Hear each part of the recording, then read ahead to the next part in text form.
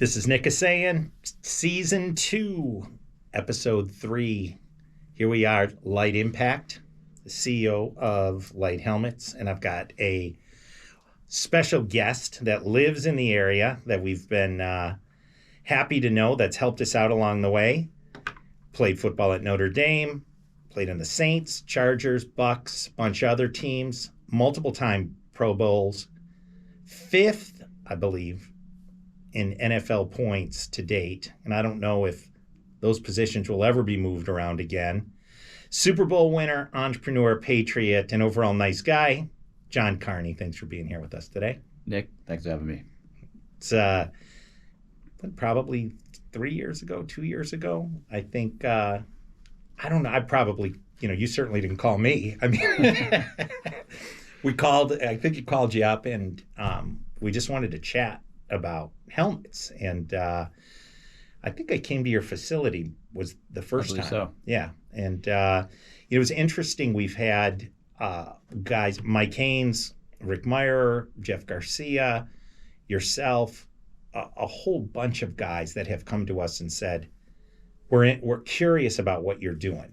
Everybody was, the worst thing I did was hit my head on the back of my head on the ground, or this happened or that happened, or my kids are going to play and I want the best technology, and weight always seemed to be an issue. And so it's interesting how we've kind of brought that community together in San Diego. San Diego's a unique place. When did you move physically here? 1990. Came out here to try my luck with the Chargers, and as fortune would have it, they kept me around for a while. So fell in love with it and met my wife out here, got married and had kids out here. So pretty locked into San Diego. Yeah, I think you're one of the smart ones. All of us that live here, we have this conversation about how fantastic of a city it is, and there's so much opportunity and wonderful people.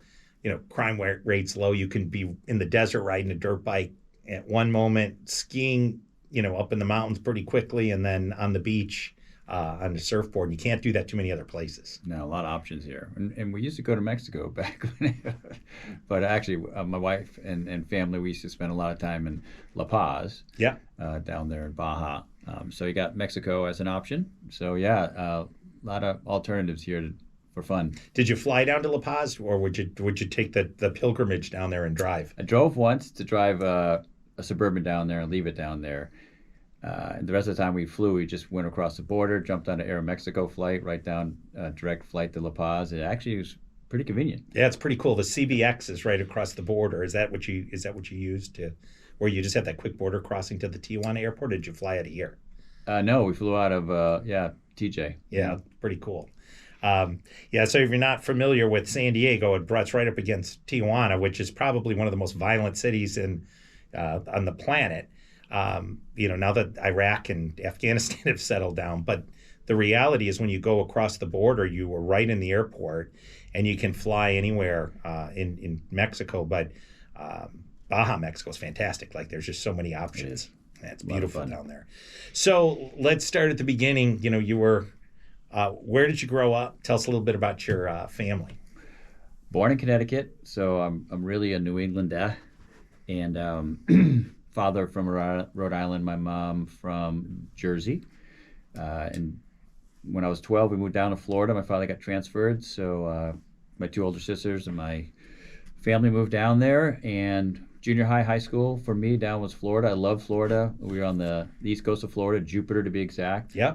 Burt Reynolds put that on the map, and now Tiger Woods and a lot of professional golfers live down there. It's a great place. Really enjoyed living down there, and went to Cardinal Newman High School in West Palm Beach. We had a phenomenal running back by the name of Alonzo Jefferson, who was recruited by everybody, and he chose to go to Notre Dame. And that's how I kind of rode on his coattails as a walk-on to Notre Dame. Wow, that's pretty cool. So did you play other sports when you were younger? I did soccer. Soccer was my big passion, and playing the trumpet. So I would have never guessed that. So those are my two passions. I was a beach kid. I loved snorkeling, fishing, and surfing as much as I could do down in Florida. But soccer was where I thought I was going. Brothers and sisters? two sisters, and they're wonderful. One played softball. One was more of kind of a let's have fun and go dancing kind of sister. But they're great older sisters. And you said that your father transferred. So was he in the military or was it a work deal? What was the... He worked for Pratt & Whitney Aircraft, division of United Technologies. They built jet engines. And so he went to the international division down in Florida and sold F-16 airplanes with the F-100 Pratt & Whitney engine in it around the world. Wow. So my cursory knowledge of aircraft, F-15, F-16, same engine, right? I think that... F-15's got two engines. And F-16, yes, same engine. F-18, different.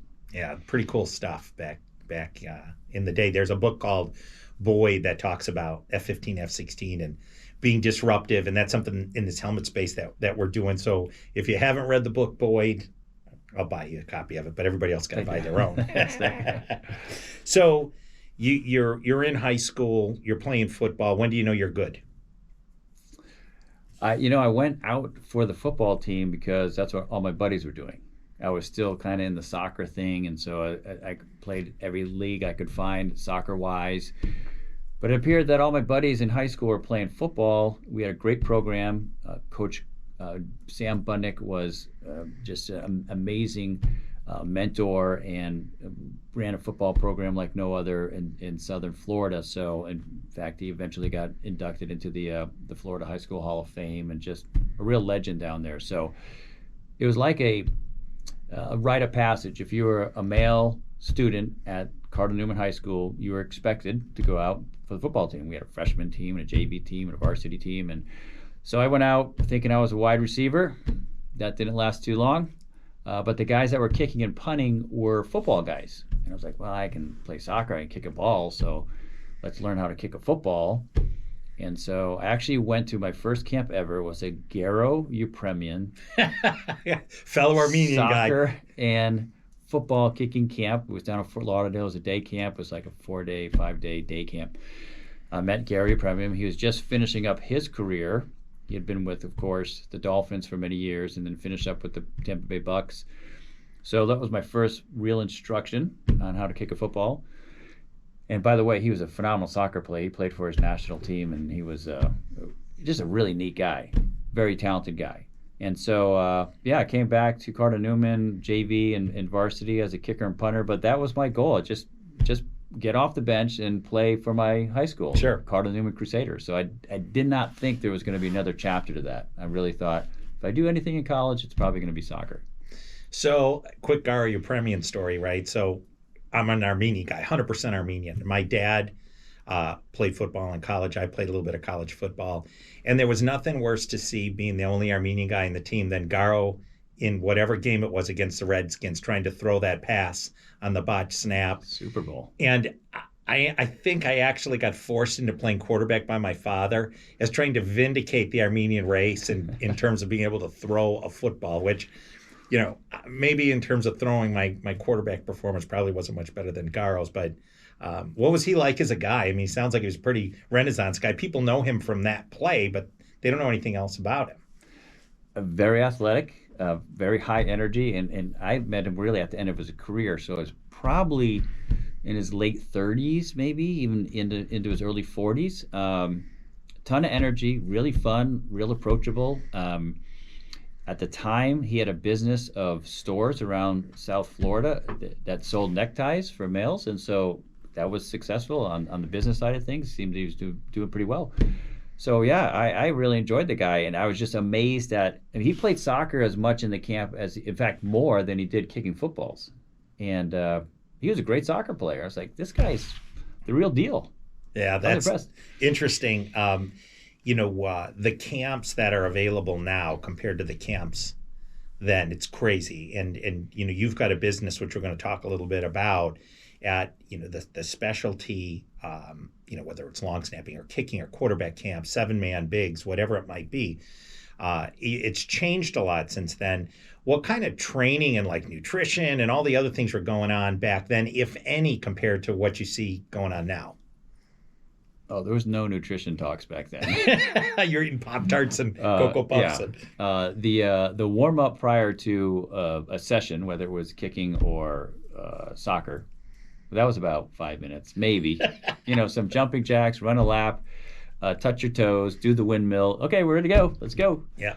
So, we're light years ahead now of physically preparing the body for athletic performance, nutrition, recovery. And really, just in the last 10 years, the subject of recovery and the products for recovery and the systems and focus on recovery just, multiplied by 100.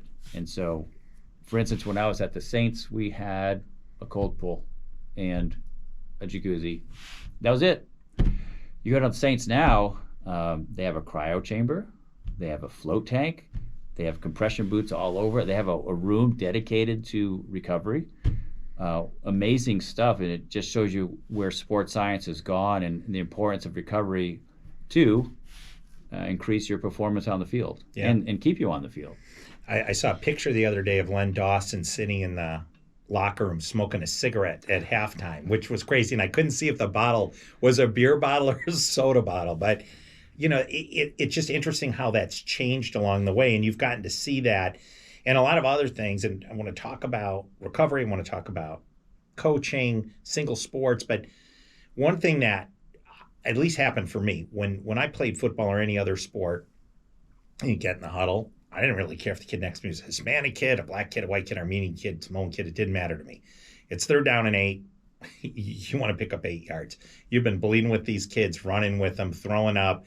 When I played, you couldn't drink water in the practices. They tried to toughen you up. You'd stick gator gum in your helmet so you could chew on it and maybe get like 2 drops of water out. When you were playing in high school, what was the makeup of the kids that you were playing with? In high school, we had a blend. A lot of Cubans down in Florida. Yeah. So we had a lot of Cubans. We had, a few African-American kids, not a lot. And Alonzo Jefferson, the running back I was telling you about, again, phenomenal running back. He was black. But, like you said, once everybody puts on the same uniform, you don't see color anymore. It's like, hey, you're my teammate and we're in this together. We have a common goal. And if we have differences off the field, that's okay. We can accept those differences, but on the field we're all together, and that's something I loved about sports and loved about playing football at the high school, college, and pro level, where I got to meet and become friends with teammates from all different socioeconomic backgrounds, religious backgrounds, areas of the country, and when you put on the same helmet, put on the same jersey, we're all in this together, and it was great to cross over some of those differences and some of those barriers and develop friendships and understand and learn and respect what they were all about. That's right. The understand, learn, and respect piece. People that don't play in other sports are good at it, right? But hockey's a little different, soccer's a little different. Football got a complete blender of different types of people, standing in the huddle, especially today, depending on where you live. I went down to American Youth Football, where the official helmet for them. I went down to their championships down in Florida. And the mix of kids was fantastic. But the one thing I noticed, I'm in there on a Saturday night, and there's all these dads and moms that are in there, coaches, support staff, etc. And the first thing I said was, and we didn't talk about helmets, it was, thanks for being here. You're making an investment in all these kids. But when they get in the huddle, when they're at practice, when they're going through these challenging, 2-a-days or whatever you guys put these kids through, you're learning about the other kids. And, you kind of codify this group. And whether you look at any of these high-functioning organizations, the Navy SEALs, we got a bunch of them here in San Diego, the Marine Corps, they don't really give a crap who's what race or anything else. They just know that if they put people through this program and it's challenging and they bond together, those differences don't matter when it really counts. And I think football does a different, it's not as level, you're not life and death like you are in the military, so I don't want to compare it that way. But the challenges that these kids are faced with, it really causes them to bond, and I think it's good. And this is back in, what years were you in high school? You're giving your age away. Late 70s, early 80s. Yeah. Yeah. So yeah, we're in the same ballpark. So I graduated from high school in 85. But times were certainly different then. So how do you get recruited to go to Notre Dame? Like, does somebody like show up on like a gold plane and, roll in and, throw dust around? Or like, how did this whole thing happen? Because there's no internet, there's no cell phones in that context. How did you find out? How did you look at schools? Well, the angels come down from Notre Dame and they watch you practice. Again, I was very fortunate that this running back, Alonzo Jefferson, attracted everybody. USC, UCLA, Stanford, Notre Dame, you name it. And so in South Florida, it was a hotbed for speed. So around the country, when programs are looking for the speed element for their team, they like to recruit Florida. And so they come to Florida. And so our coach had been involved in coaching there and was a legend. So a lot of big programs would come to him, Sam Budnick, and say, okay, do you have speed for us? You have a Division I player for us, and who in your district, who in their conference here in South Florida that you've played against that we should look up as well. And so Alonzo was that guy, and our coach, former Marine and also Notre Dame graduate, was really happy and pushed Alonzo towards Notre Dame and Jerry Faust, actually, because Alonzo was such a highly recruited player. Jerry Faust, the head coach at the time at Notre Dame, came down and spoke to our whole school, gave a presentation, and then certainly wined and dined Alonzo. He accepts. I'll go to Notre Dame, and my coach kind of on the backside is like, hey, we got this kicker. He's a pretty smart kid. He kicked the ball pretty hard. You may want to take a look at him. And so I think Jerry Faust and the Notre Dame program was so happy to get Alonzo, like, kicker, yeah, he gets A's and B's. Yeah, okay, we'll take him. We'll make Alonzo happy. We'll bring up one of his teammates. So that was just a huge blessing for me. I was going to walk on at Auburn. That's where I was headed. I had a sister that was going to Auburn. I went to a camp there. I was like, Auburn sounds fun. That's a cool school. War Eagle, blah, blah, blah. So I was headed there. Until the Notre Dame thing happened, and then I was like, okay, I'm definitely going to Notre Dame. This is just really cool. And my father was a big Notre Dame fan, so I was like, I can't screw this up. Okay, let's go to Notre Dame. Nice. How was the visit there? Never visited. Really? Like when I stepped on campus, it was that summer for summer football. So you never had been to South Bend to gone through that? I didn't even know where South Bend was. Yeah. That was the first time I stepped on campus and knew nothing. Didn't know who Newt Rockne was, and the Four Horsemen and all the great history of Notre Dame. I learned that kind of on the go, and a lot of freshmen do. When you start to hear and learn about the rich tradition of Notre Dame football and the university, those who came before you, Joe Montana, and so it just gets to be more and more exciting, almost overwhelming, but. It was exciting. I love that place. It was, for the best years of my life, and I can't imagine playing for another program. What was it like being a student athlete there under the kind of the spotlight? That's a good question, because at Notre Dame, they blend student body with athletes. So there are no athletic dorms. Rick Meyer probably shared that as well. So you are living with the student body, which is fantastic. You are a student. You go to class. You don't get a pass. You don't get to skip. Professors are actually expecting you to be in class, and that's good. So you're looked at as a student athlete, but you are, again, in the dorms with the regular student body and developing great relationships with them and vice versa. And I liked it that way. You're not set off aside. You're not put on a pedestal. You're not this other sub-unit somewhere on the university that really never really mixes with the student body. Yeah, there's a lot of that now, right? I mean, and I want to talk a little bit about what it's like today, what you see with kids that you're training and working with versus then. In fact, let's talk about it now. What do you see as the biggest contrast from when you were going through to what these kids are experiencing now that are in demand? And let's put the kids in two buckets.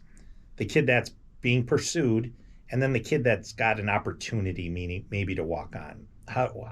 What's the contrast from 1980 something to current? Well, I think on both levels and both buckets, because of social media, coaches they spread a wider net. They can get a hold of kids through Twitter and Instagram, which they do. It amazes me that a lot of communication, at least the initial communication between student athletes and coaches and programs, comes through Twitter or Instagram. This coach DM'd me, or this program just started following me on Instagram. Like, what?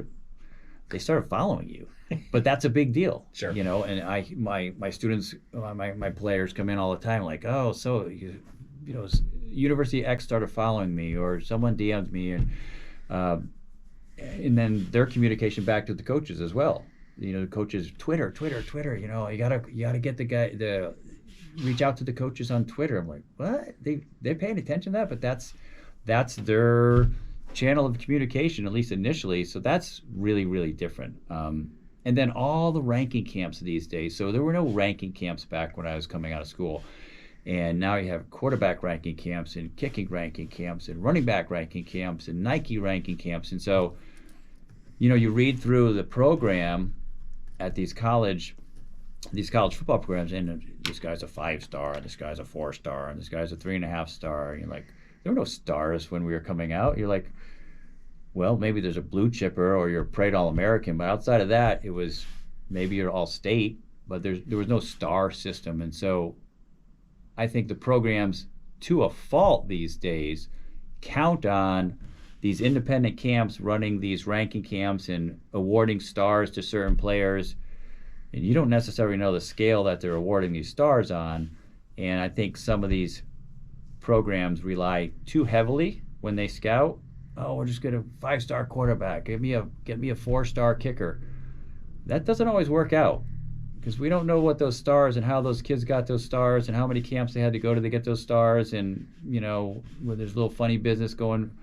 It's not foolproof. Sure. And I think some of the scouts, coaches, programs need to do a little deeper dive into some of their recruiting than just depending on some scouting system and how many stars this guy has because he went to a bunch of camps. Sure. How about off the field stuff?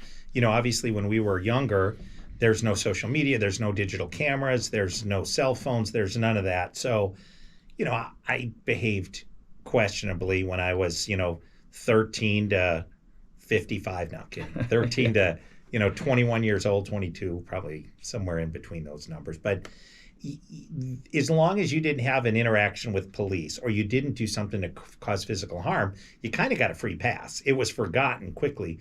The kids now don't have that luxury. But when, kids are a 3-star, this quarterback's a 4-star or whatever that might be, do they take into consideration any off-field stuff? I know the NFL looks into that, but how is that analyzed now? They do. In fact, they will search your social media.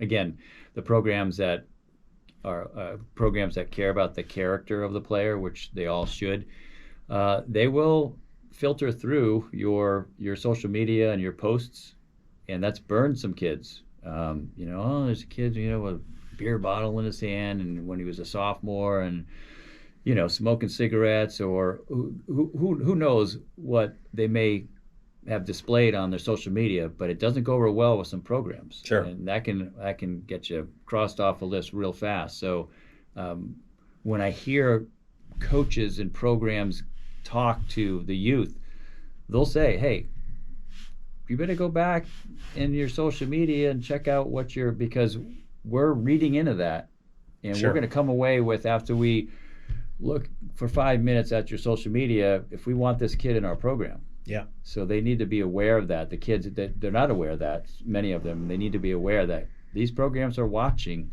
the way you present yourself on social media. Yeah, other kids would look at something and they just blow it off as, it's a fun night out. You're doing this in the back of a pickup truck in a field. You got a bottle of XYZ in your hand. It doesn't, raise any eyebrows. But a coach or a program or a scout looking at that's a whole different thing, right? We didn't have to deal with any of that stuff. So Yeah, that Lucky totally for makes us, sense. right? Yeah, lucky for us. Otherwise, I'd be taking the metal cup across the bars, you know. So, looking back, Notre Dame, what was the biggest challenge you had there? If you had to say, was injury, performance, academic, social stuff? What was, if you had anything that sticks out in your mind? I think balancing academics and athletics, the football program or any sports program at the college level is going to absorb a lot of time. And so, certainly during the football season, I come back to, again, my dorm that had regular student body students in it. And there would, it would be whatever after training table. So 6:30, 7 o'clock, they're done. They're done with their homework. They're done with writing their papers, and they're kind of gearing up to have some fun. And I'm starting my homework and my preparation for tomorrow's classes. So I have to actually grab my books and leave the dorm and go find a classroom or a study hall somewhere where I could concentrate and get away from all my buddies who are ready to have some fun that night. Sure. Or watch TV or do whatever, play poker, I don't know. But so that was a big challenge. Academically, it was a tough school. And then, again, your obligations to football and all that time commitment, and then understanding the regular student at Notre Dame was probably a valedictorian, salutatorian, graduated with a 4 point something GPA. And you're in class with these guys and girls, and they're picking up everything like this. Sure. And looking around going, does everybody understand what this professor's saying?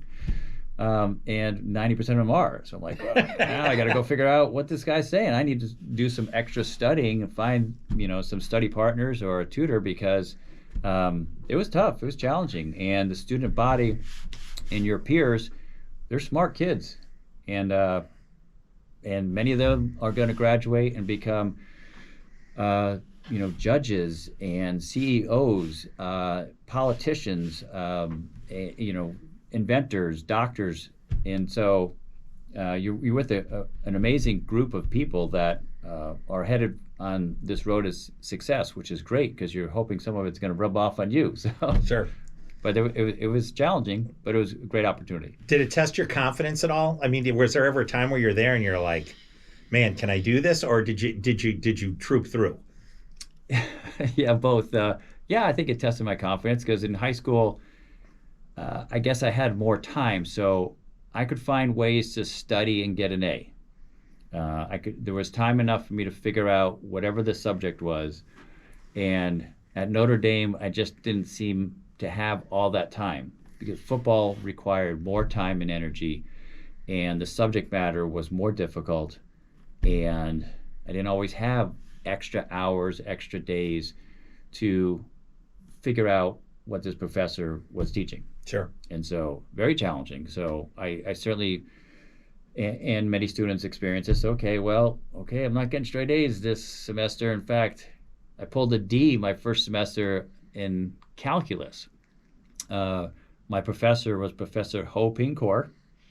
I had never understood a word he said. He was from Korea. And I slid out of that class with a D. But it was really challenging. And again, I'm looking around the class and everybody's understanding this guy, the tests, the worksheets, they're just flying through them. Like, what am I missing here? So, but challenging, but good, because we need those challenges. At whatever academic level you're at, it's good to be challenged. And we were certainly challenged there. Yeah. That requires some grit to get through that. And I don't think people that haven't played a college sport understand just all the responsibilities associated with that in terms of when you wake up, when there's film study, when you're going to the lifts, or you've got an injury that requires some extra treatment, all of those things, and then mix in the summer. And in the case that you have a girlfriend or you're in a relationship, you're balancing that, academics, and this is an 18, 19, 20-year-old kid doing that. When did you start to play, actually kick? When did you start? You mean in high school or college? In college. My freshman year. So I got there. I was told that there was an opportunity to punt. So I spent the majority of my summer leading up to my first trip to Notre Dame punting. And I got there, that wasn't the case. That job was not available. Our senior quarterback, Blair Keel, was also the punter, and he wasn't giving it up. So that was not available. Kicking job was going to a fifth-year senior who was just, hello, honorable mention, All-American the year before, so that wasn't available. But the kicking job became available. I mean, kickoffs. So I was like, okay, kickoffs, that's my goal. And so after charting, competing with the other kickers there, I was awarded the opportunity to be the starting kickoff guy, which was against my good friend Drew Brees' alma mater, Purdue. Of course, Drew wasn't there because he's a lot younger than I am. But yeah, my first opportunity and first game as a Notre Dame place kicker was against Purdue at Purdue, kicking off. Wow. There was a kid, my first job was at a fried chicken restaurant in Racine, Wisconsin.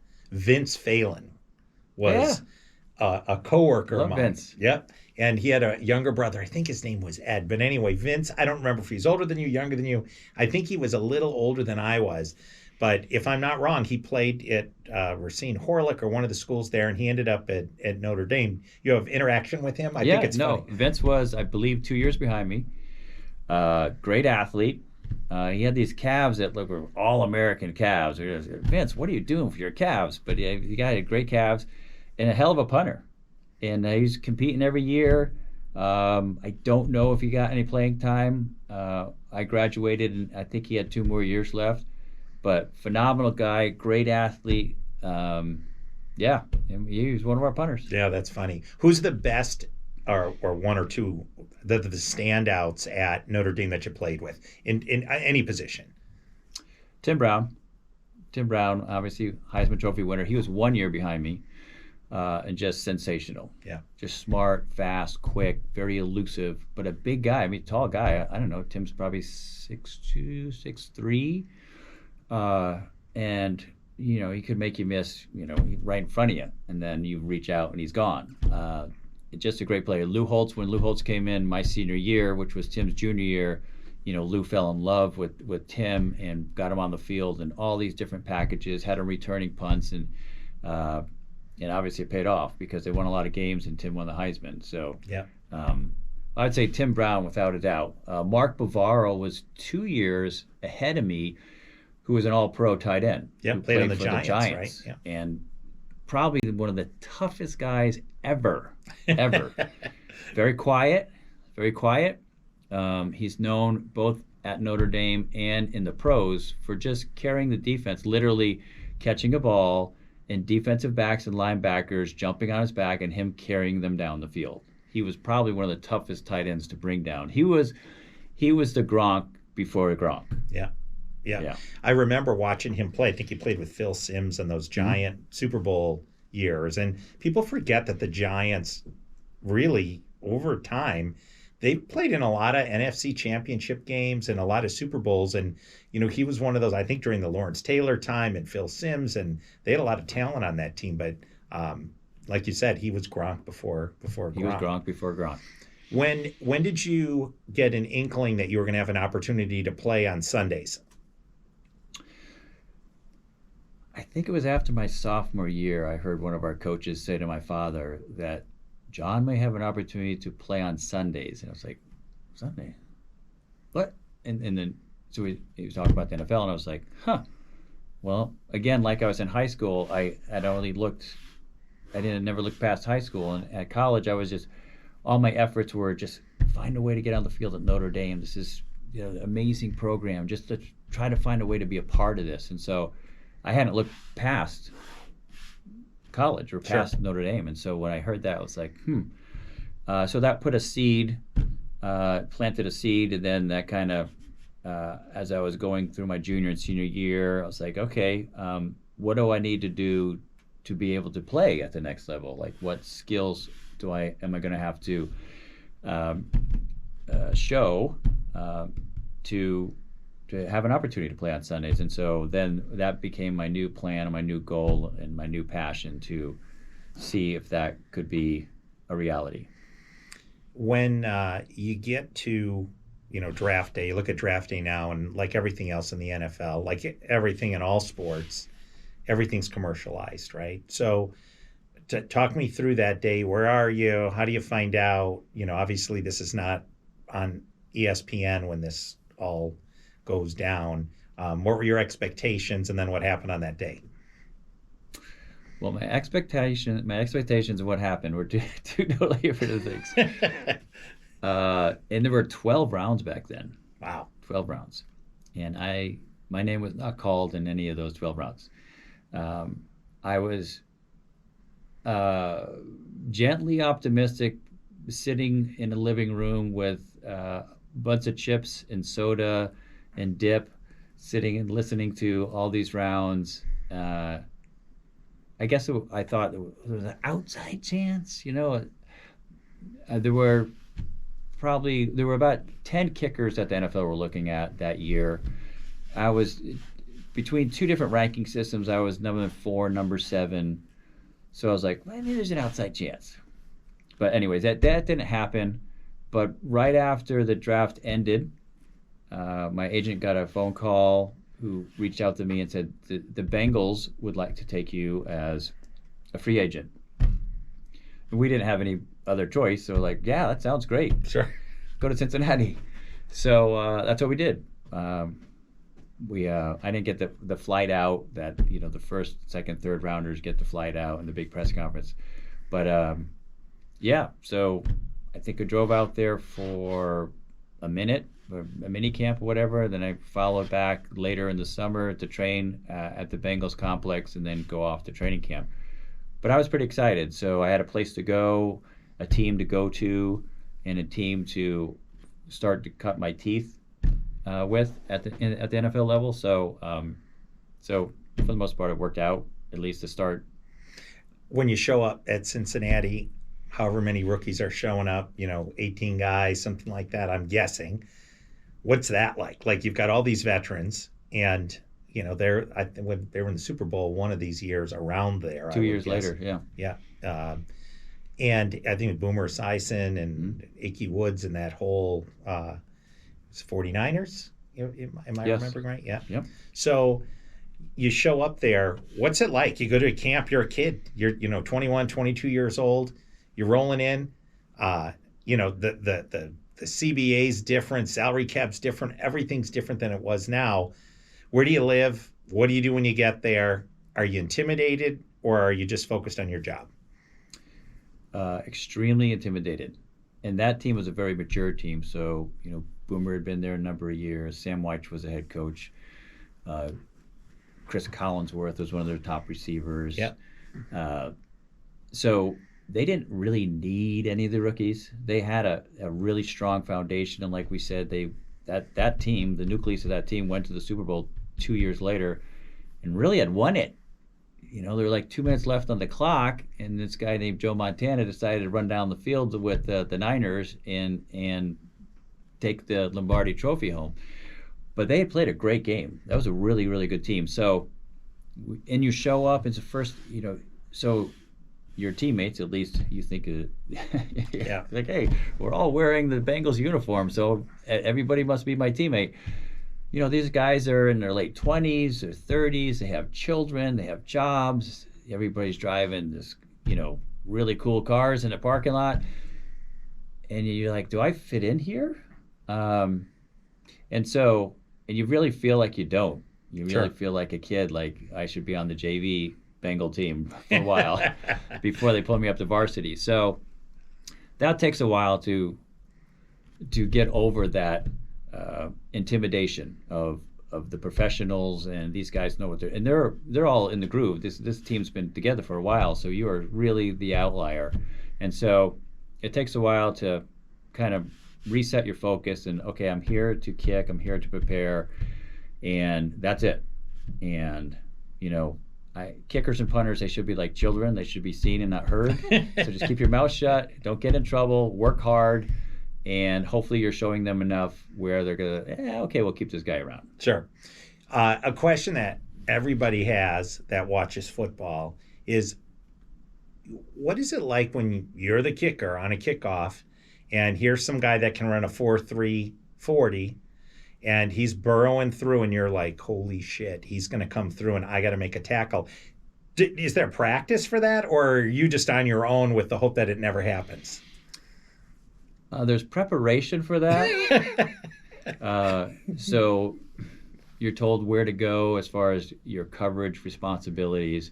If he's anywhere close to the sideline, you got a chance. Okay, because I'm going to funnel him to the sideline. I'm going to invite him to take that lane between me and the sideline. And then at some point when I think he's committed himself to run down the sideline, that's when I put on my jet booster. Yeah. And all I need to do is get him to step out of bounds. Right. I don't need to knock his helmet off. I don't need to, put him into the stands. I just need to get him to step out of bounds. So then I'm, all systems go in his direction, trying to hit him, push him, whatever it takes to get him to step out of bounds. If he's coming up the middle of the field, we're in big trouble. And so if I can get him to waste time on me and give me a shake or take an extra step or two to try to juke me out, then I'm winning because my pursuit is following him. Sure. And he's wasting time and he's wasting distance, and we're closing on him. But if he just plants and goes and I don't slow him down whatsoever, then one, I didn't do my job, and two, it's not helping my pursuit and my teammates whatsoever. But that's a really tough situation. Those are world-class athletes that are running, like you said, 340s, and some of them are pretty darn big too. So sure. If we can slow them down, we're helping. Yeah. If we can, attract him and encourage him to get to a sideline and cut that off, then we've really done a great job. Do you have a memorable or notable collision with something? Because you see some of these guys, and it's like all of a sudden the kicker's like playing middle linebacker, and they're like trying to clean the guy out on the sideline. I'm like, man, that is a bad idea because it comes back around at some other juncture. Do you have any collision that sticks out in your mind? Like, man, that was terrible. Yes. He was playing for the Raiders. He was out of University of Washington. Forgot his name, but he was one of these 5'10", 220-pound running backs that was really, really fast. And he's coming up the sideline, and I want to do what I just explained. Attract him to the sideline and then push him out of bounds. Well, as I'm doing that, I see so he's coming up the right sideline, my right. And so I see, his either first or last name was Napoleon. It wasn't Napoleon McCallum, but it's another Napoleon. Okay. So I got that. One of the two. It's Napoleon, and he's coming up the sideline. I see out of my left peripheral vision, that I have a teammate there. So that means a teammate has the cutback lane, which means now I'm supposed to move over and take this guy head up. Sure. Yep. So I do. I try to get low, but he's 5'10". He gets lower than I do, and he just rocks my world. I think I did 5 somersaults backwards. And then when I twisted my helmet back on so I could see straight, he had got out of bounds. So either him running me over and my teammate, between all that collision, he ended up stepping out of bounds. So he didn't score, which is good. Congratulations. I probably suffered some type of concussion. I don't know. But I was just happy to see him not in the end zone. Sure. Your teammates congratulate you for participating in that? No, they laughed. They laughed. Yeah, it's fun. I just wonder what gets on. There's a video actually of Ocho Cinco trying to block Ray Lewis, and it's still playing on social media. And he goes to block him, and Ray just turns and takes one step and knocks him, on his back, and he can't get up. And then he loses his wind. He gets over on the side, and he's like, "Man, I tried to block Ray. And you watch this, and if you saw it, Ocho Cinco, he's not a small guy, right?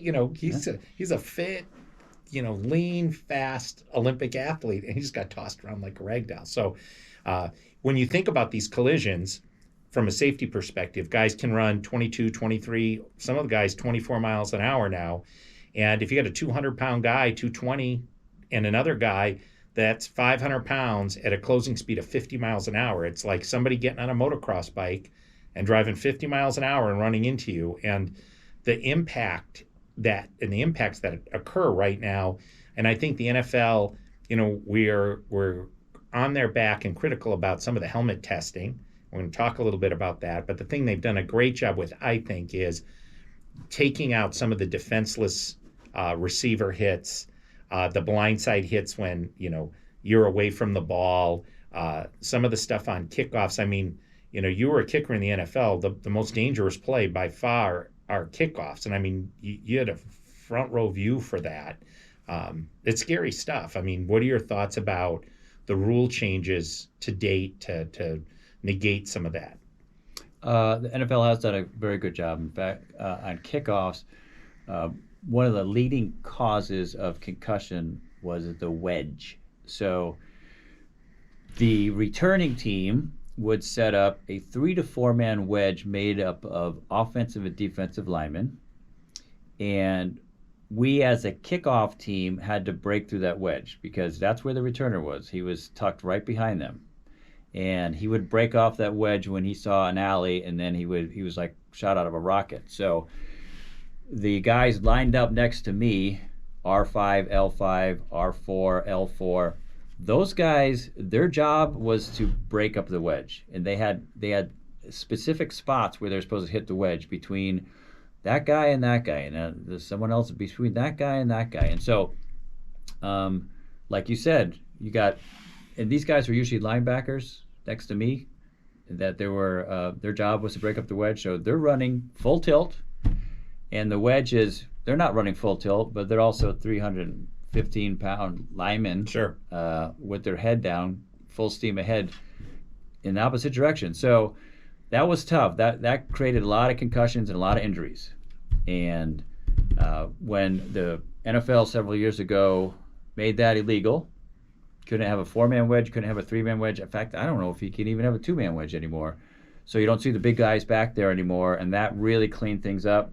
Moving the kickoff team up to the line of scrimmage so they don't have a running start, that helped somewhat, although some of these guys are at full speed and 5 or 8 yards anyways. But so they've done a lot of things like that have really helped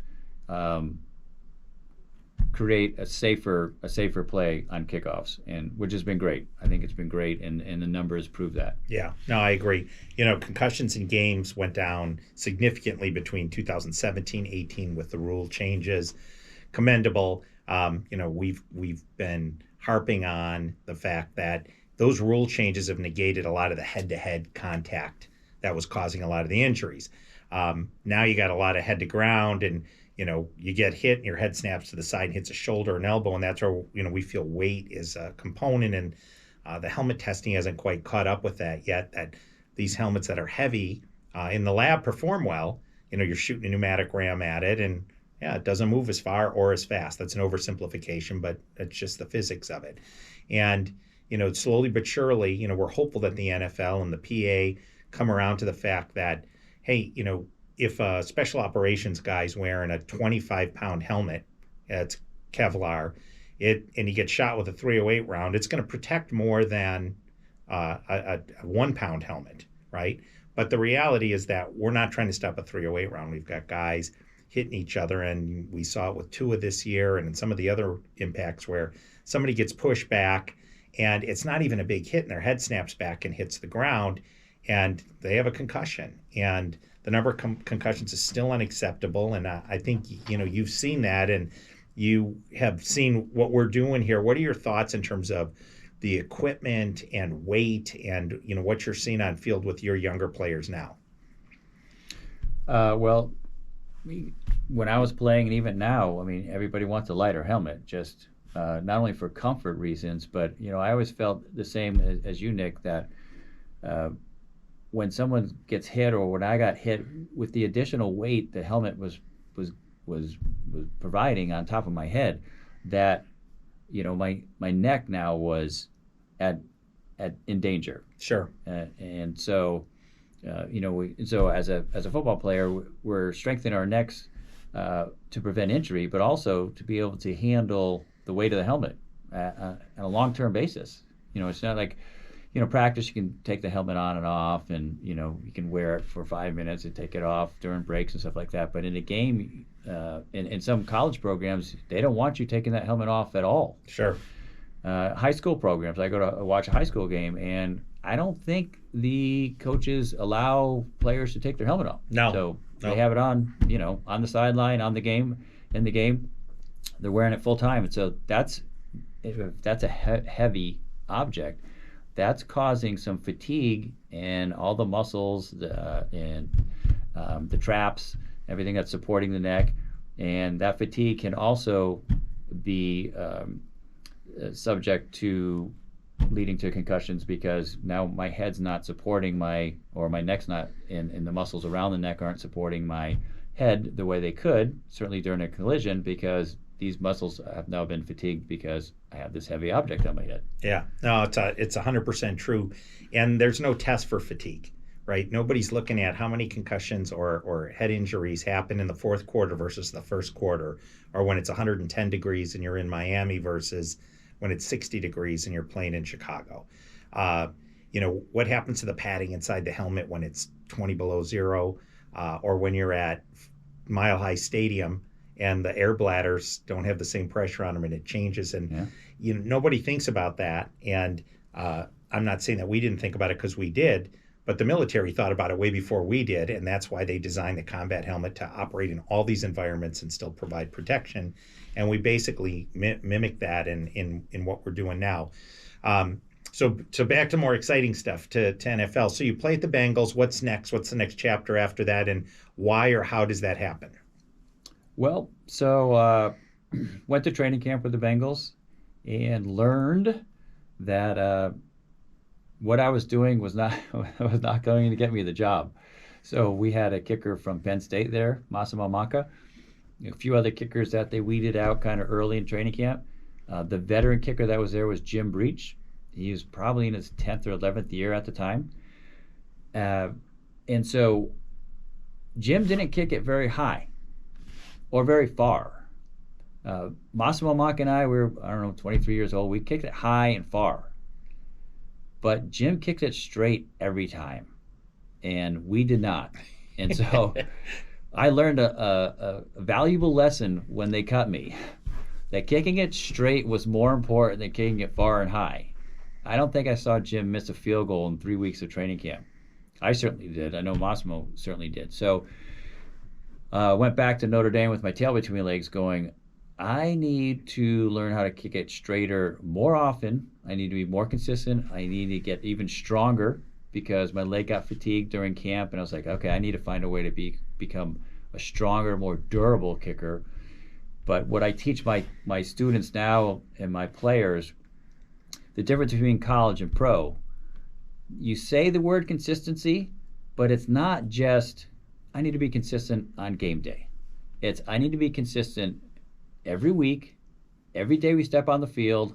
I have to look like and perform like an NFL kicker, an NFL punter. I need to have a consistent personality, consistent character traits, consistent habits. And it takes a while for some guys, to mature and understand how consistent they need to be. So a team, a general manager, a head coach, and teammates can trust you that you're going to show up and be the same guy every day. Yeah. And the same player every day. We can't have the Jekyll and Hyde. Guy show up one day, he's accurate. Guy shows up the next day, he's not accurate. Guy's tired one day, he's energetic one day, he's happy one day, he's sullen one day. They don't want that inconsistency. That'll drive coaches crazy. You'll get cut in a heartbeat. I tell my guys, coaches want the boring player who shows up every day, he's the same guy. Maybe even wearing the same clothes. Parks in the same spot. Yeah. The same guy every day, time after time, week after week, month, year after year. Those are the guys that have a long career, because they create a process and a system that's successful. Now during the course of their career, it'll evolve and they'll tweak it and they'll change it. But for the most part, the foundation of the program is the same, and that's what makes them so great. How do you get young people to understand that? As a 55-year-old guy, I've had a lot of people to survey and look at and say, John Carney's a successful guy.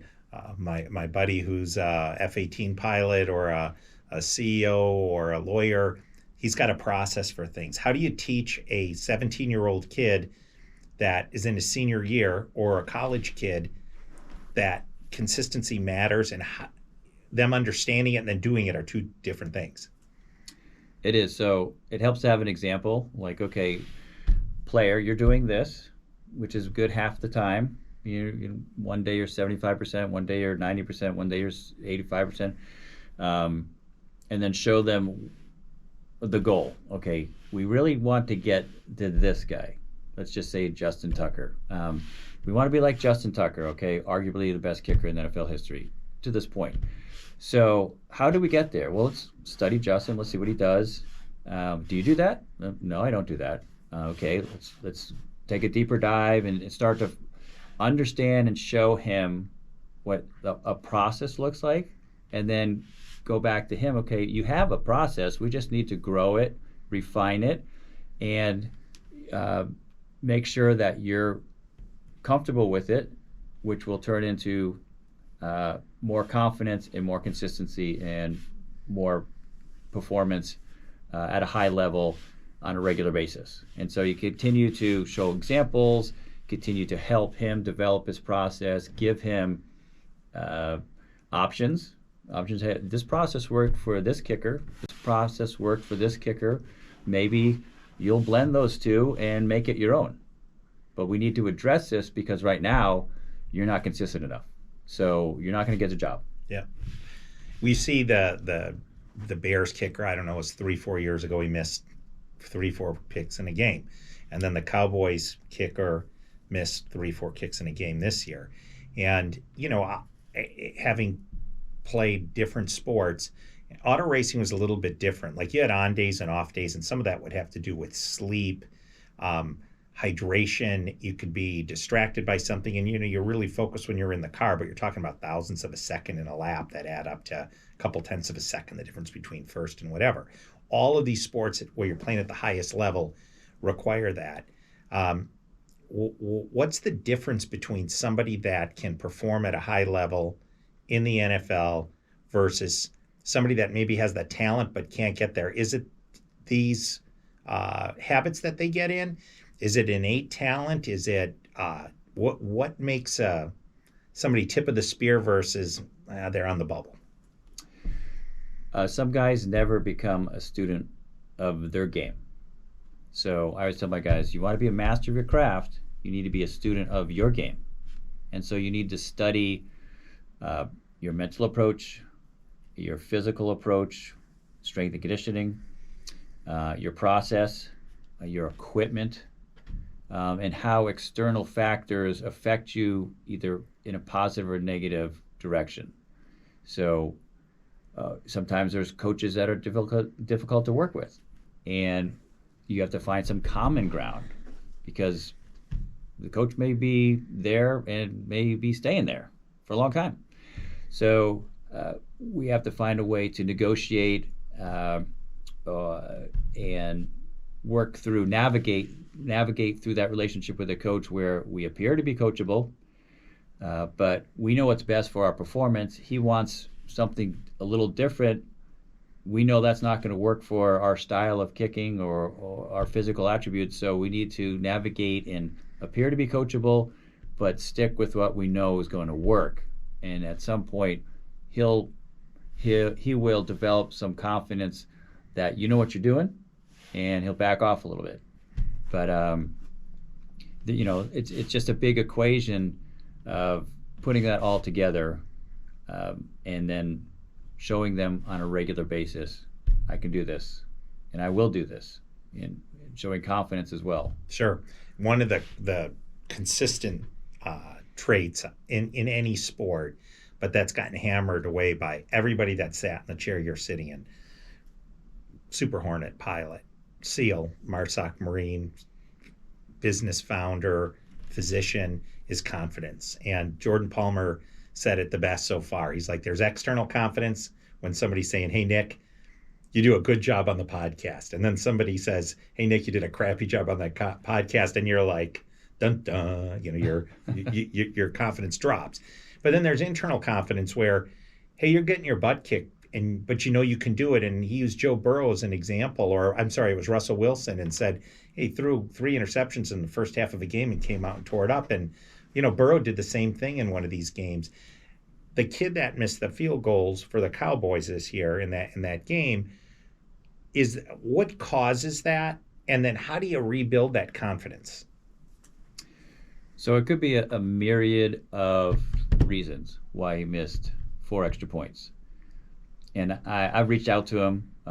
We've texted back and forth over the years, and most of the time it's me congratulating him because he's done some amazing things. In fact, he had Pro Bowl statistics this year: 28 for 32, 29 for 32, 9 for 11 over 50 yards.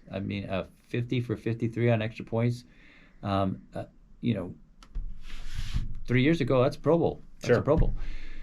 So don't know what happened exactly. I can guess that it had something to do with a cleat that didn't have great traction on his drive step. The moist evening ryegrass that they like to plant in the wintertime that grows but has no root system, that comes up really easily. I can guess that might have led to it.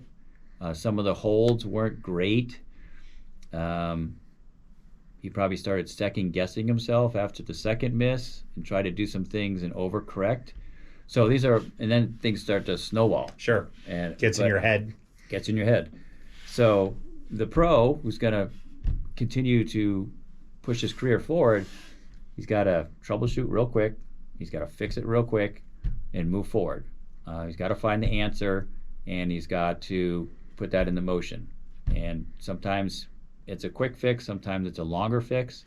But if Brett Maher wants to continue his NFL career, he's going to have to prove to the next team, because Dallas Cowboys have already said we're going in another direction.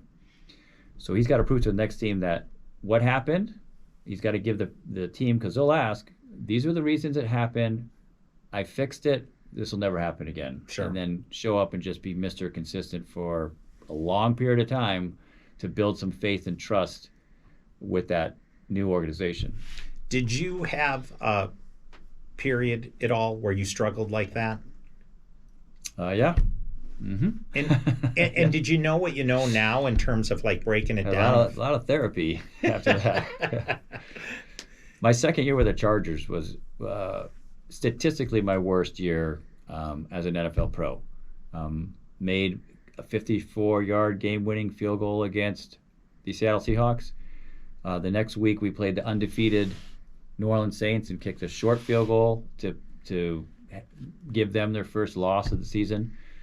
But outside of that, had a few too many missed kicks. And so that off season, I had to figure that whole thing out. Why was I missing? And some of it was me, some of it was external factors. Regardless, the stats are the stats. And so I had to correct what I could correct, control what I could control, and then be ready for competition, which they did. They brought in competition for me next year, and be ready for a battle to basically hold on to my job. Sure. You had told me a funny story, I don't remember, 6 months ago about kicking in Baltimore and them putting the high definition camera on you versus when the opposing kicker was kicking.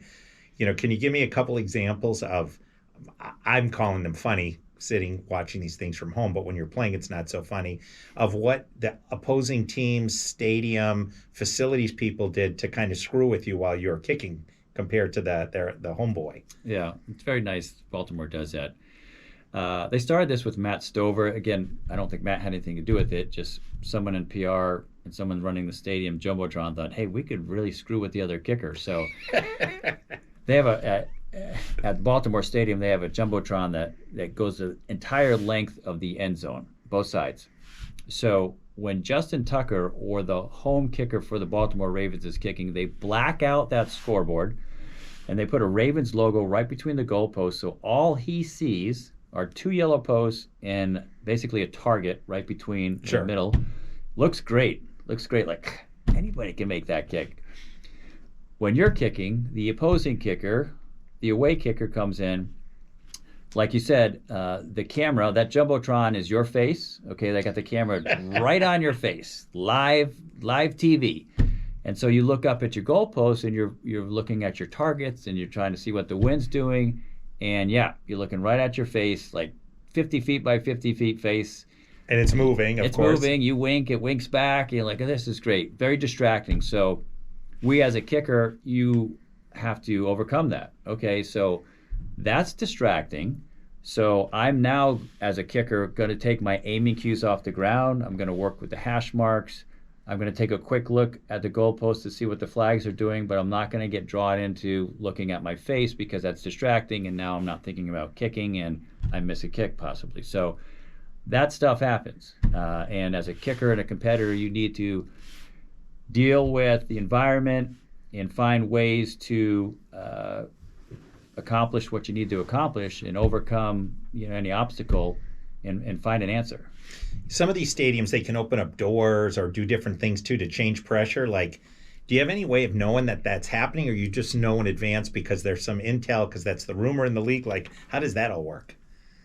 It was rumored that the New York Giants and the Jets, in their old stadium, the Meadowlands, there were big doors at each end of the stadium and a big tunnel that they would open up those doors and a rush of wind would come straight down the field. And I played there both as an opponent with the Chargers and the Saints, and then as a Giant. I got to spend a year with the Giants at the stadium. I never saw or noticed that happening, but they were accused of doing that. But yeah, stuff like that happens. Yeah. that happens. Our NFC Championship game, I was with the Saints in 2006. It was Drew Brees' first year, Sean Payton's first year with the Saints. We have a magical Cinderella season. We end up playing the Bears at the Bears for the NFC Championship game. And I come out to the sideline where my kicking net's going to be. And it's all dirt. Literally all dirt. I look over on their sideline where Robbie Gould's kicking net is, and it's all grass. Nice grass. Looks like the Masters over there. Yeah. I got dirt. So do I think they dug up that dirt? Absolutely. Sure. Absolutely. So, but that's part of sports, and you deal with it, and you find ways to succeed even when the opponent's trying to jab you and make it difficult for you, and that's why we have a challenge set before us, and we find an answer. Yeah, no, that's why sports are so great. I think it was the Dolphins or I don't remember which team it was where they brought the snowblower out and moved the snow before the field goal was kicked, and you could never get away with that now. I don't remember where that was. But in New England. It was crazy. What was the story there? It was in New England. I don't know who they were playing, but New England was setting up for a game-winning field goal. I think this was in the early 80s, and the guy that was running the snowblower was actually on leave from prison. He was on leave. He was a prisoner, and he said, "What the hell?" And he drove his little John Deere snowblower right onto the field during the timeout and right through the path that the kicker needed. And then off the field, and of course, people are screaming, and the opponents are screaming, and meanwhile, the New England kicker goes out, makes a field goal, game over. Yeah, guy probably got clemency, Oh yeah, from the governor. He's probably living in Newport, one of the mansions right now, hanging out with Rob Kraft. That's funny. What's the interaction between the kicker and the rest of the team? Like, now rewind back 1986, 1987, University of Wisconsin Whitewater. Like, the kickers were off doing their own thing. Offense is in a group, defense is in a group. The only time the offense and the defense really gets together is when you're running some full contact scrimmage. And even back then, you weren't running that much full contact because too many guys would get hurt. So what's the interaction with the kicker and the rest of the group? It can be what the kicker and the specialist group dictate. So they can be aloof, be off on their own, doing their drills on another field, only come over when it's team field goal or team punt, and then disappear again. They can disappear out of the weight room, and all that leads to bad team chemistry. Sure. You'll start to find teammates that aren't really too concerned about your performance or your feelings if you're playing well or not because you've alienated yourself from the team. Or you can be with the team, running with the team, training in the weight room, being involved in the practice as much as possible, but still getting your work done. That builds a much better chemistry with your teammates, and they will support you and be there for you, and you'll be there for them, and that means a lot. And I certainly don't subscribe to specialists going off on their own and doing their own thing. You hear about specialists leaving practice early because they're going to go play a round of golf, and this stuff that doesn't go over well with teammates. Right.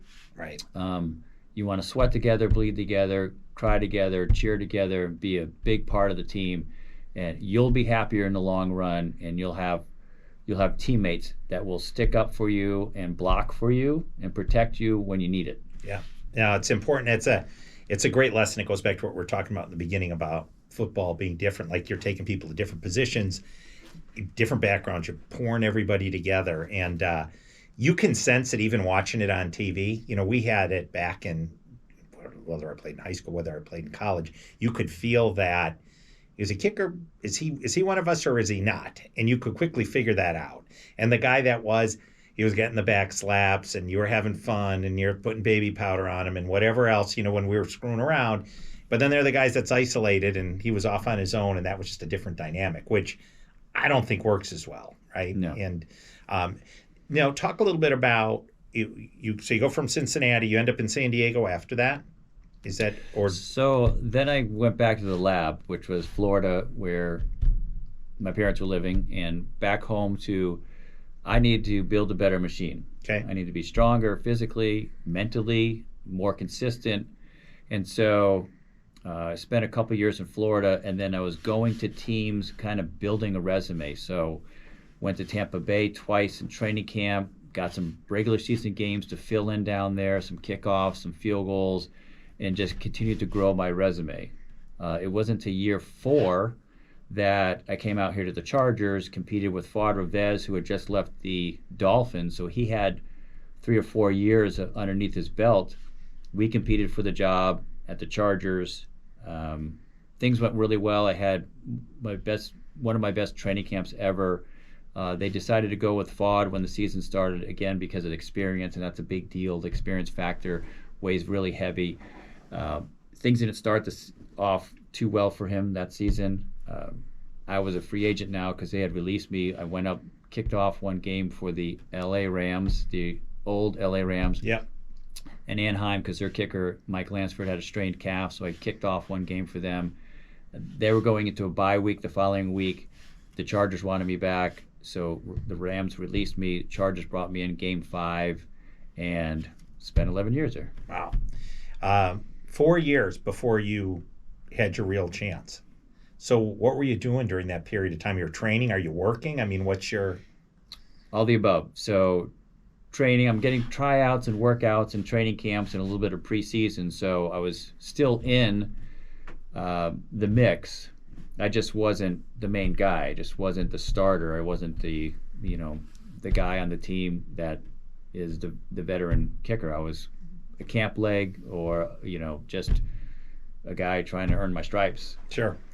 So part-time jobs here and there, working at a golf course, working for Miller Beer Distributorship, delivering beer. You can't really jump into a 40-hour-a-week type of job because you need all that time or a lot of that time for training. So you do these part-time jobs that, I got a Notre Dame degree and I'm delivering beer. Yeah. But that's what it took. I needed to make some money, so part-time job and focus on training, getting better. So my next opportunity is, and my next performance is better than my last one. During that period of time, like people that listen to this, that they would have said, geez, 4 years. Did you ever think of quitting? Well, let's just say my bandwagon was empty. So people were jumping off left and right. So, and I have to share this with some of my clients too, because at some point you need to be realistic. You know, if you're showing up to all these workouts and you're getting your doors blown off, then maybe that league that you're trying out for is not for you. If you're going and you're very competitive and you're as good as some of these veterans or pretty darn close to it, and you feel like, yeah, I'm just a kick away here from being the guy, then maybe you should stick with it longer, because the benefits in the journey and the excitement of playing pro ball is there's just so many wonderful aspects about the whole thing. So I felt that was my situation. I thought I was competitive. I thought I was getting better. I thought I was beating out some guys that had already been in the NFL. I was going to some tryouts where they bring in 4 or 5 guys for a potential spot on the team. Some of those guys had NFL experience. I'm like, okay, well, I'm hanging with that guy, or I'm a little better than that guy, and he's played in NFL regular season games. So I felt I was realistic. And it was a matter of being ready and when the right opportunity presented itself and they were really going to make a change, doing the right stuff, being physically, mentally, spiritually, emotionally ready to take that job. I think it's inspiring for that period of time. And, whether you're in a business, whether you're an athlete, whether you're in a relationship, that I'm never going to quit attitude. The game's over, the clock's all zeros. You can stand out there all day long and watch Sesame Street where they keep telling you, keep trying, you only fail if you quit. Well, the game's over, right? So there's a point where that exists.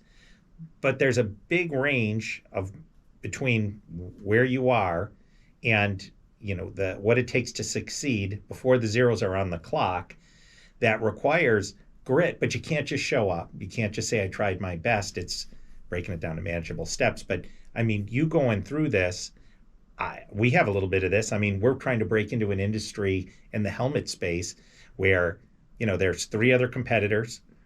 There's not been a lot of successful new competitors in quite some time. And people say, kids don't want to wear this helmet. Doesn't look like what they see on Sundays. Or your helmet didn't pass the test. And, I'll look at and say, coach, really, you want to pick what the kid wants to wear? The helmets you're buying aren't even the same ones that are really on the field. They look the same, but they're not the same. And you're a high school or a college coach, you know what the energy equation is. It's the mass doubled and the velocity squared. Twice the mass creates issues for you. And you grind and you go after it and you keep going. And you doing this on a daily basis, and you're not on a team for 4 years or at a company for 4 years where you aspire to it. You had to do this all on your own. So grit, discipline, beating self-doubt, days when you're tired, days where maybe somebody in your life is, tapping out and jumping off the bandwagon. I give you credit for punching through that. And that's why you're here, because you're exceptional and it's a good example for people. I'm stubborn. But anyone that's successful, demonstrates being stubborn, but another word for that's grit, right, or resilience. The kids and the players that you played against or were competed against at these different teams. I mean, you're on some successful teams. Chargers through, how many playoff games here, and then to New Orleans where you won a Super Bowl. What was the contrast between what it was like in San Diego and what it was like in New Orleans? It's different. Football means different things to different cities and different regions of the country. So San Diego, like we said earlier, there's a lot of things to do out here. So if you don't put a winner on the field, then a lot of your fans are going to play golf and go to the beach and go to Mexico and go skiing, up at Big Bear. So they need to see a winner. And so conversely, in New Orleans and some other areas of the country, I would say Kansas City, I would say Green Bay, win or lose, the fans are coming out. They may not be happy with the outcome or the record of the team at that moment, but they're coming out. And they've been following the team for generations. And that's what they do. Sure. On Sundays, if you live in Green Bay, you go to Lambeau, you go to the field. So, and I learned that down in New Orleans, football just meant a lot to those people and the communities. And my wife and I was speaking to a elementary school one Tuesday during the season, and asked a simple question like, "Okay, how many kids saw the Saints game this week?" And I'm talking to like second graders. Yeah. The whole class raised their hand. And my wife and I are like, "Whoa, I would never get that back in San Diego." Yeah. Not to say I didn't love San Diego. I love the fans here in San Diego, and they support winners. I got no problem with that. Sure. And I love playing here for the Chargers. But down in New Orleans, they just love their football.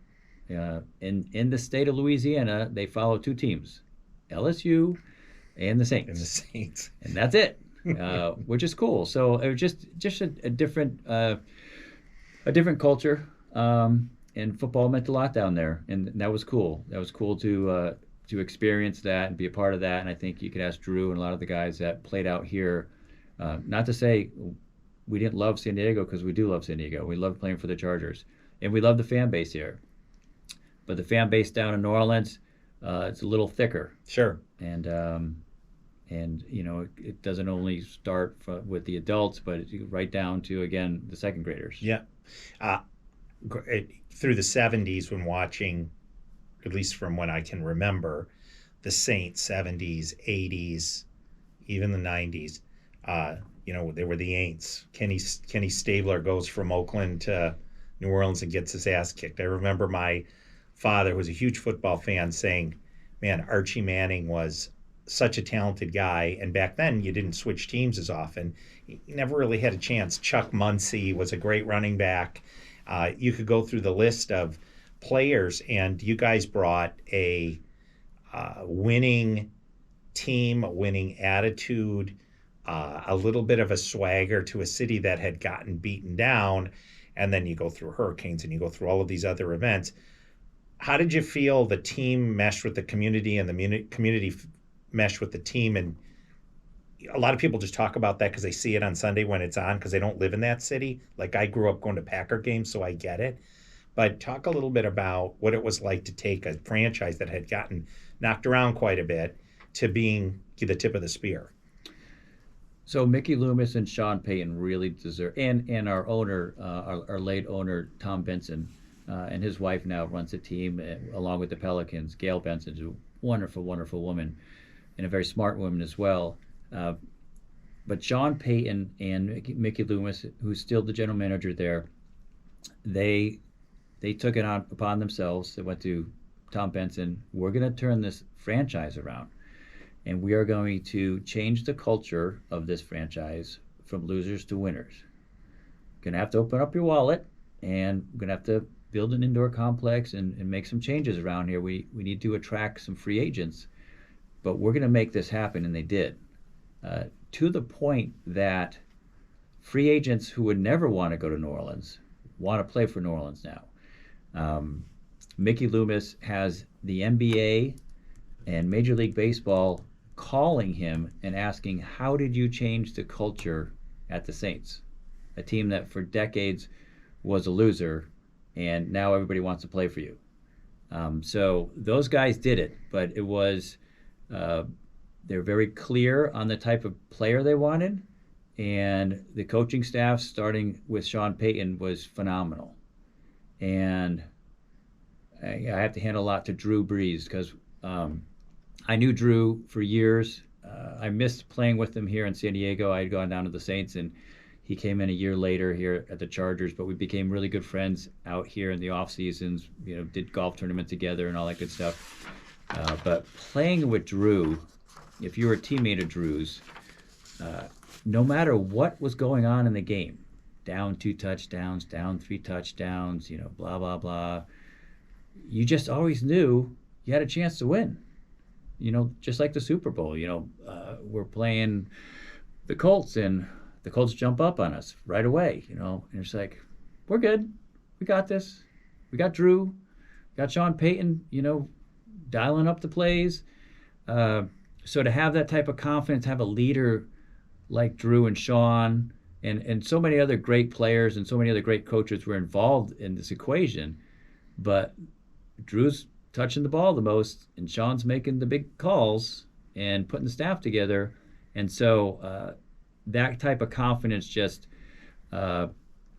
continues again to snowball in the right direction. And now everybody has confidence, and no one's sulking, no one's dragging their head, because they know we have what it takes to win. No matter what happened in the first half or first quarter or whatever, we know we still can win this game.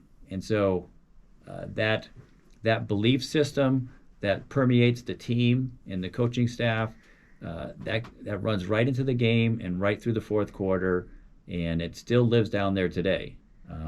And so that leads me to, I'm interested to see what now Sean Payton's going to do at Denver. Yeah, I think it's going to be exciting, right? I mean, I've never met him. I've spent a small amount of time with Drew. He was involved with Light early on, and we lived really in the same general area. But watching the transformation there, and being a Packer fan, right? Favre ended up in Minnesota, and you guys beat him in the NFC Championship game. There was all the controversy after about bounties and things like that. But the game was a win, and you look at where the Broncos are and the people that are involved in that organization, and they've won multiple Super Bowls, and Peyton Manning and John Elway and Coach Shanahan, and you could go on and on, Shannon Sharp and all of the other Hall of Famers from there. I think he's going to do great. I don't think Russell Wilson went from being one of the best quarterbacks in the NFL to being one of the worst by magic, right? You had an injury, you go to a different environment, and some of it's him, some of it can be attitude, some of it can be your agent, what you hear when you start listening to the media. But coaching matters, ownership matters, who they bring in, and culture matters. What would you have to, if you had to prophesize what you think is going to happen there when Peyton gets there? Well, people will know right away there's a new sheriff in town. He's already made that clear with Russell. All Russell's personal coaches and attendants have been shown the door. Sean's the man, Sean's the coach. It'll be his coaching staff only, and that's who you'll be coached by. But Sean, again, will start right away with changing the culture.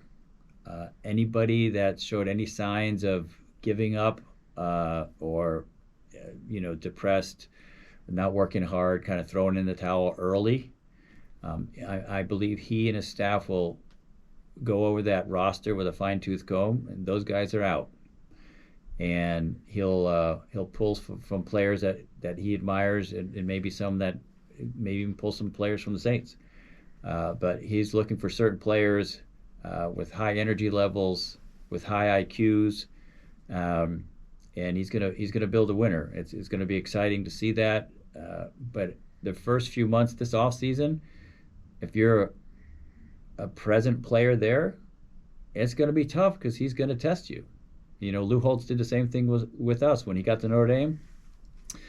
That first winter and spring was nothing but a giant test of your will versus his will, and who wants it, and who's going to go through a cement wall to wear that helmet when the season starts. Sure. And I believe Sean will do the same thing. He's going to want winners and guys who really are hungry to win a championship. And if you're not showing those attributes and those traits, you gone. What was your emotion at the end? I would have to guess that after pouring, like you said, in high school, you're like, I'm going to play in high school. Then you're in college and you're at Notre Dame. And then now you're in, right? You get drafted, spend 4 years chasing after it. You play in San Diego in a team that gets close so many times with so many stars, right? And now you're in New Orleans. What was that emotion at the end of the game when you're like, holy shit, I won a Super Bowl? Well, it was a kind of a catch-22 for me. So I was playing with the Chargers when we when we played the 49ers in 94 season. When we went to the Super Bowl in 2009 as the Saints, I started the season to fill in for Garrett Hartley, who had been suspended for 4 games to start the season. I was really only supposed to be there probably for 5 or 6 weeks. So when the suspension was over, Sean Payton and Mickey Loomis, they just kept me in the lineup. So I actually played 11 games. And Garrett was there. We kicked every week together in practice, and they were just not dressing for the game. Until week 12, they finally said, okay, it's Garrett's time now. So we're going to activate Garrett, but we don't want you to leave because we can see that you're mentoring Garrett, and you guys have a very good working relationship and a friendship. And our rookie punter, Thomas Morstead, it looks like you're also mentoring him, and he's a rookie, and we put a lot on his plate. It seems like he's doing really well with you in the mix.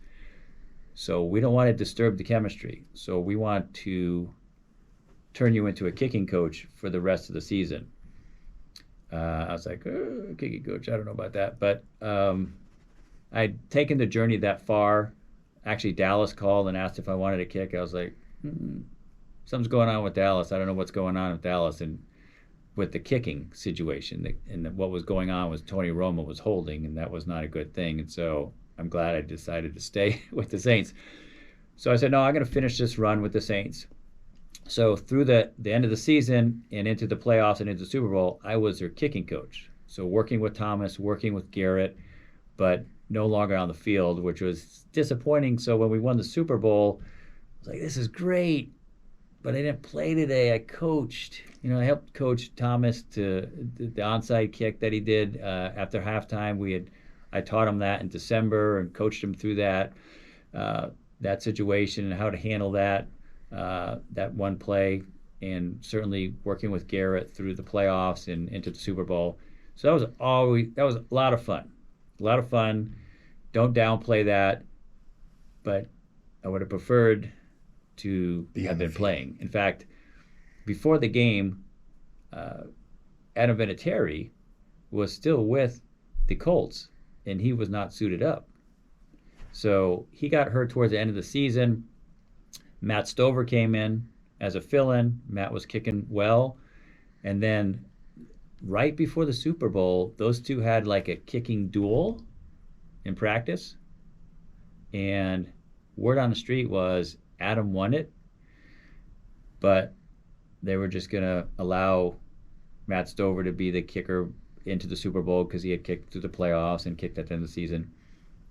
So I see Adam Vinatieri in pregame walking around in sweatpants. I'm walking around in sweatpants. I'm like, Adam, why aren't you playing? You are the Super Bowl kicker. Like, everybody in history, the history of Super Bowls, if anybody says kicker, you say, Adam Vinatieri, why aren't you playing? So he kind of gave me a short version of that story. And so we cried a tear together, like, oh, yeah, I'm not playing. But anyways, love Adam Vinatieri. And Matt Stover is a great kicker. Yeah, so it's kind of a happy, sad thing for me.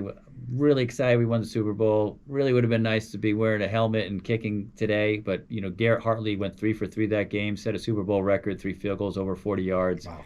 So it worked out the way it was supposed to work out.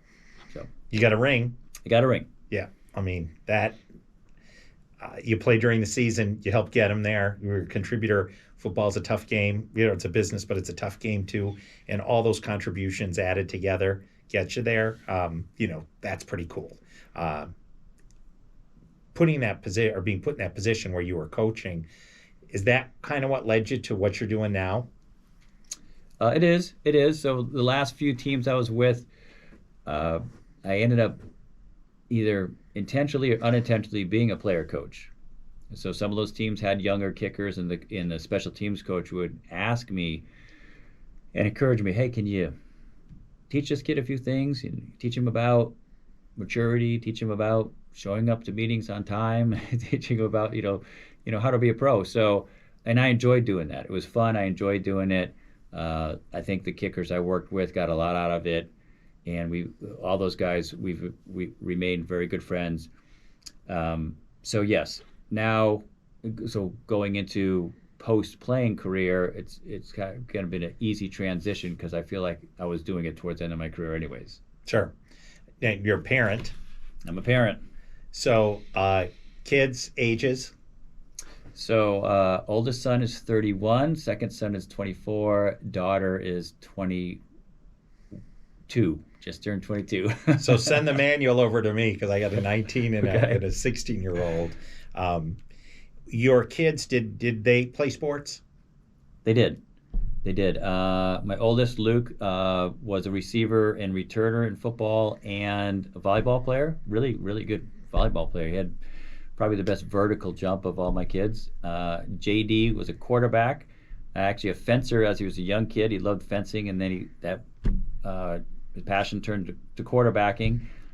He was one of the quarterbacks at Notre Dame. Wow. So at his senior year, he was doing all the signal calling for Ian Book. He ran all the scout teams and got a few plays in, which was nice of the offense, but they should have given him a few more plays. But so JD was a quarterback. My daughter was a tennis player. She actually played a year in college at tennis, and very, very good tennis player. So yeah, and my wife was an Olympic. She could have been an Olympic swimmer. She was a very competitive swimmer and swam in college at Long Beach State. So she was a excellent swimmer, excellent in the water. You had a pretty good gene pool there, John. Not bad, not bad. And there's me. So the name of your company now is? Carney Training Facility, or Carney Coaching. My training facility is in Carlsbad. It's a gym, and not a lot of bells and whistles. What we do in our gym is skill-specific training for kickers and punters. We do have some circuit classes for the regular public, but long snappers. And long snappers. But we focus on the specialists, and we think we do a pretty good job of teaching and coaching skill-specific training, not only on the field, the skill, but the strength and conditioning component of that, which usually is not taught very well or just not known because it's such a niche type of job. So yeah, that's what we do, and we have camps and combines, and we work with the USFL and XFL and other leagues, high school, college, and pro.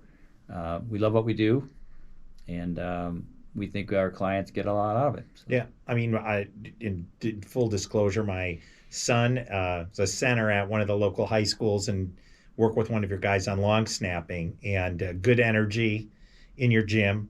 Some great people working there. No nonsense, getting after it. All of these sports seem to be becoming year round, and that's happened over last, say, 15 years.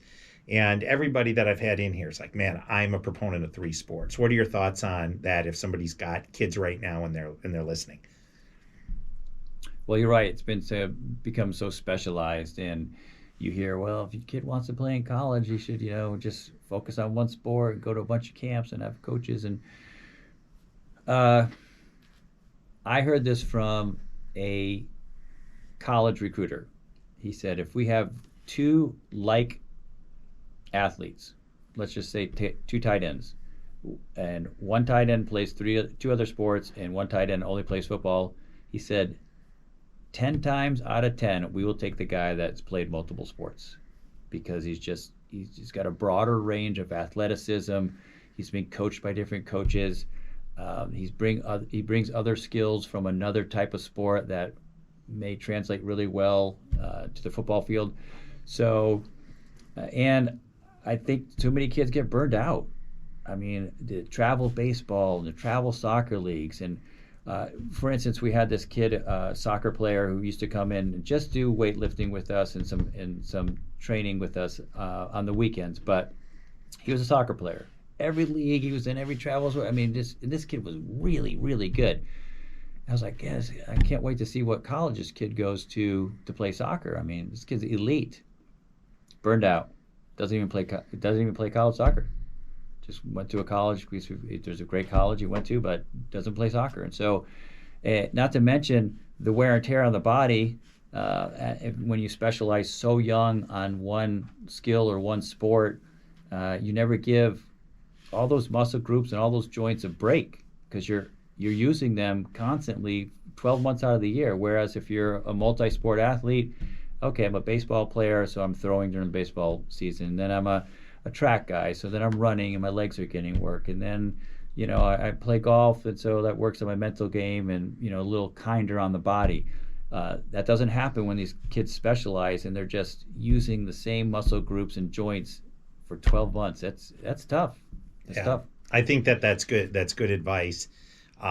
Everybody said similar in a different way, and I think the physical aspect of it that you just hit on is huge, and that is not just in developmental or being a better overall athlete, but the wear and tear on the body. If you are a lineman and you're going to 8 camps over the summer, and you're lifting, and you're working out with your team, and you're doing some other work on the side, maybe with a coach, you're using the same things, you're getting beat up over time. So I think that's great advice. 2 questions left. One is NIL and the portal. How does it affect kickers, and what are your thoughts on that? Well, it's a mess. It's a mess. High school kids are running for the money, and there's a lot of money out there, and someone's going to have to put a cap on it. But there's a lot of money out there, and I can't blame them. Can't blame them or their families chasing the money. In the portal. So the portal's really hurting the younger high school kids who are coming out of high school, and I've already dealt with some of our high school kids who should be recruited and have signed a letter of intent and know where they're going, what college they're going to right now, what program they're going to. They don't, because the college programs, many of them are searching for those players in the portal. We'll just go find a player who's played, has college experience, and we'll just bring him over here as a transfer, plug him in. We know he has experience. He's 24. The high school kids are 18 and 19. And so the younger kids coming out of high school, they're missing out on some recruiting opportunities. And they're also, when they do get to a program, are missing out on getting developed or have an opportunity to play as a freshman, sophomore, or junior, because the programs are bringing in these grad transfer seniors. Sure. These kids that are 22, 23, 24 years old that are playing football in college, and I don't blame them, right? Yeah. And if you're at a quote unquote skill position and you're getting 7 figures to play college football and you're a 5th round draft choice, why would you make the leap when you know you can make the money and be the big fish? My kid's 16. He's a junior. He'll be 17 as a senior. He's going to these camps, and he's a big dude. He's probably 6 foot, 6'1" for a 16-year-old, and he's 265, 270. He's got no chance, right? He's got to wait, or he's going to either get gray shirted, go onto a practice team, and get used as a tackling dummy for a while. It's a tough situation, but I think the kid's got to go to school, and football's part of it. And if you want to play football, you got to realize that you may end up having to play D2 football, or you may end up having to transfer. But while all of this is going on, there's going to be kids that make $500,000 a year as a signing bonus in high school, and $500,000 a year, 4 years at some, Big Ten, Pac-12, SEC, ACC school. And did I pay tax on that money? What did my parents do if I was under 18 years old and I'm one of these quarterback that's in a state that allows a freshman to get signed and get money? It's crazy right now. Yeah. And as a vendor in the space, you got to deal with it. But it's hard to watch, because I think that what they should do is, you get $2,000 a month. If you're getting $500,000 this year, or $100,000 this year, or 50, you get $2,000 a month because you are working your butt off. You're getting a free education, most likely, if you're one of the 84 scholarship guys. But the rest of that money goes in a 529X plan that sits. You accumulate interest, and when you graduate, guess what? You get a 20% bonus from the university for graduating. And there's got to be a way to improve it, right? So I think at some point, there's got to be some lobby. I think you're the perfect guy to Oh, yeah. If you look at your body of work, I looked at it when you and I talked the first time as a fan, and then sitting here having this conversation and our other interactions. How do you want to be remembered? What's just overall, and I don't mean John Carney, the football player, that's one part of it, but just collectively, how do you want to be remembered? That's a good question.